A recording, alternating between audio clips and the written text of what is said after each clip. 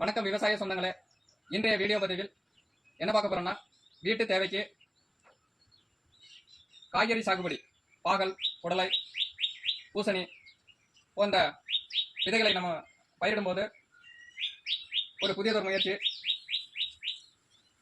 அந்த விதைகளை நன்கு முதல் நாள் ஊற வைத்து விட வேண்டும். ஊற வைத்த பிறகு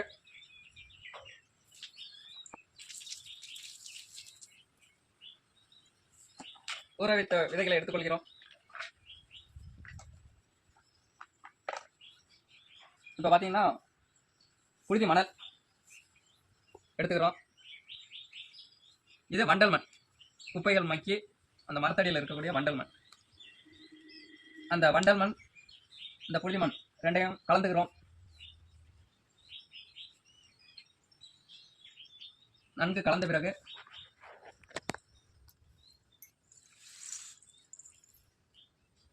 பிளாஸ்டிக் கப், இதை போன்ற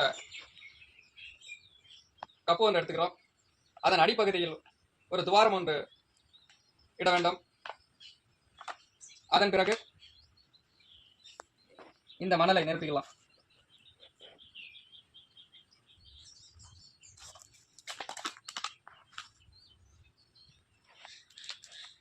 இப்போது நிரப்பிய பிறகு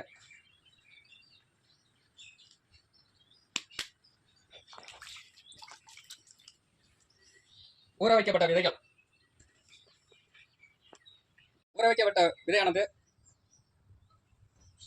புடலை விதை, பாகல் விதை, பூசணி விதை, சோளம், செடி அவரை நன்கு ஊறி முளைப்பு திறன் வெளிவந்துருச்சு.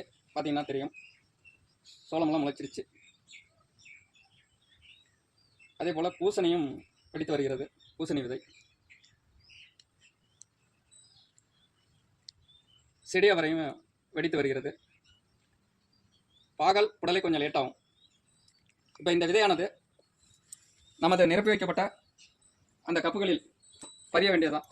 பதியும் போது இந்த விதையானது படுக்கவசமாக இருக்க வேண்டும்.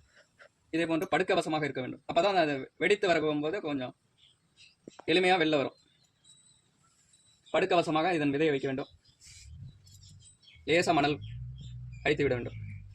அதேபோல் பாகல் விதை, அதுவும் படுக்கவசமாக தான் வைக்கணும். லேச மணல். அடுத்து பார்த்தீங்கன்னா அவரை விதை, எல்லா விதைகளுமே படுக்கவசத்தில் வைக்கணும்.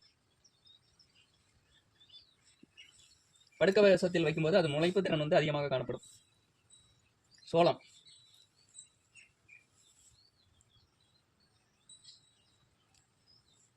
பூசணி விதை லேசா பதிய வேண்டியதுதான். அவ்வளவுதான் நண்பர்களே. லேசாக தண்ணீர் தெளிக்க வேண்டும். ஈரம் அதிகம் தேவையில்லை.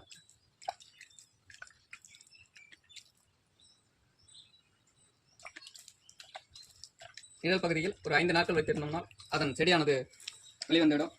பார்த்தீங்கன்னா தெரியும். இதே போல் எல்லா செடியுமே நம்ம விதை பண்ண போகிறோம். இந்த வீடியோ பிடிச்சிருந்தா லைக் பண்ணுங்க, ஷேர் பண்ணுங்க.